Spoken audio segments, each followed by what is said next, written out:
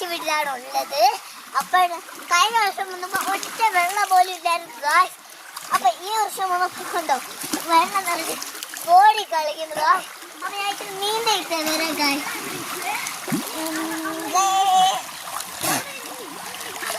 വായ വെള്ളം കയറും ഗായ്സ്.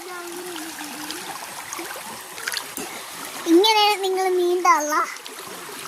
തോട്ടിലൊക്കെ പോയാ ഇവിടെ കല്ലുണ്ട് ഗായ്സ്. അതുകൊണ്ട് ഞാൻ മാറി വീഴുവാണ്.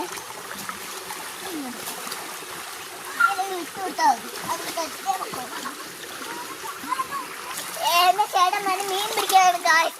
അതുകൊണ്ട് ചേട്ടൻ നീന്തി കളിക്കാനാണ്. നേരത്തെ എനിക്ക് നല്ല പേടിയായിരുന്നു ഗായ്സ്. എനിക്ക് ഇവിടെ ഇറങ്ങാൻ തന്നെ പേടിയാണ്. എന്റെ ചേച്ചി അവിടെ ഇപ്പോൾ ഗായ്സ്.